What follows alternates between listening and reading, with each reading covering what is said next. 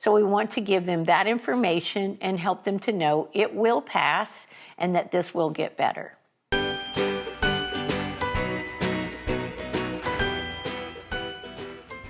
Hello everyone, welcome back to the Parent Corner channel. I'm Teresa Brown and I'm the owner of the Attachment and Trauma Center of Houston. We work with families and children of all ages, working with lots of things that they experience as parents. Today's topic is about, is your child always upset? Does it seem like they have meltdowns, they become angry, they scream, they cry about just about everything? And we have many parents who come to our office with exactly that scenario. The thing I want you to understand is a child's behavior is reflecting something that's going on in their body, in their brain, and in their nervous system that they're not able to handle, and they're also not really able to verbalize to you what's going on.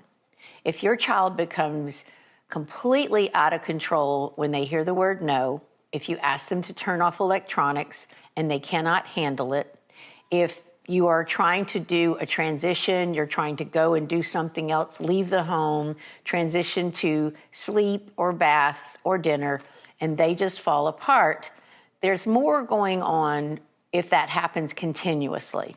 Those are the types of things we need to help you figure out in order to be able to help your child feel better. I understand it can seem completely overwhelming and also put you in a place where you will easily lose your temper also. And then everybody is in a very bad place. There's a lot of guilt, a lot of shame.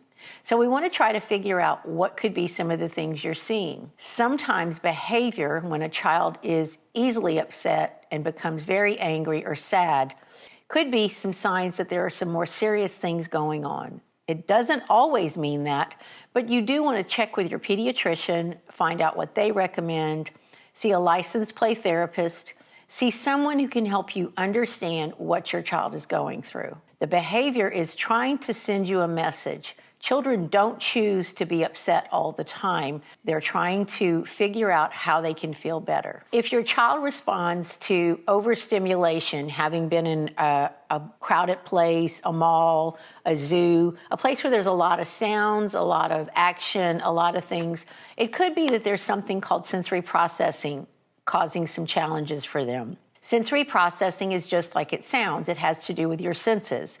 If you're receiving a lot of input through your hearing, through your sight, all of those types of things, for children who have sensory processing challenges, they will over-respond to things that most people don't notice.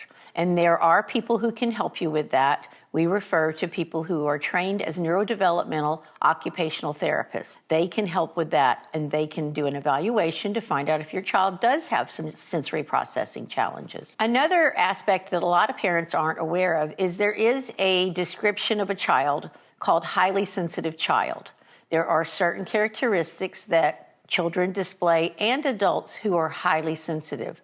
These are people who respond more intensely to things that other people are not at all impacted by. It's not a bad thing. It's not necessarily a good thing. It's just the way your child is wired. And if you understand this, and if they can be taught to understand how to navigate the world around them as a highly sensitive child and person, it will make things much easier for them. You can look this up on the internet. Just look up highly sensitive child and you'll get more information.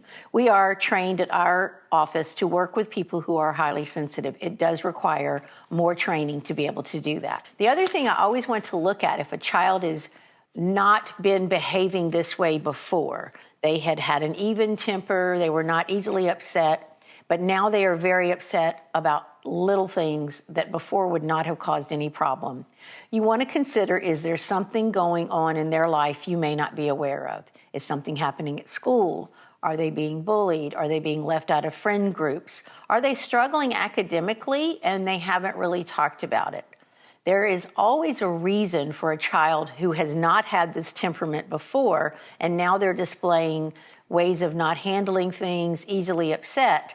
That is telling you that something has changed in their life and you want to investigate and find out what that is. If your child can't put electronics away without huge meltdowns, that is a sign that they are using the electronics more than likely to help calm their brain, and that's what they've learned to use to soothe their brain. You want to use electronics in a way that it is just an addition to their life, but not one of their major coping skills. Many people use things to allow them to distract their brain from all the things they're thinking about or worried about. Binge watching Netflix. We're all guilty of that one. But for a child, we want to try to help them figure out how we can help them to find more healthy ways to be able to calm their brain down and talk about what might be making them feel like they need to be distracted from things. Last but not least, there is one thing that we have been hearing more and more about.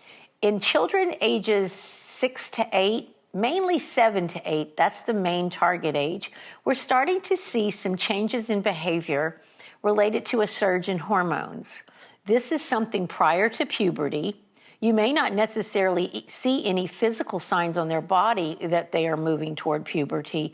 You may just notice there's a very big change in their personality.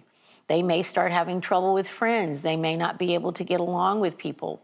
Check with their teacher. Find out how things are going at school with their friend groups there. How are they handling things there? This is something that you want to be able to talk to your child about and help them to understand so they don't become more anxious because they begin to think there's something wrong with them. Children always need a parent to help them understand there is not something wrong with them. It is not their fault.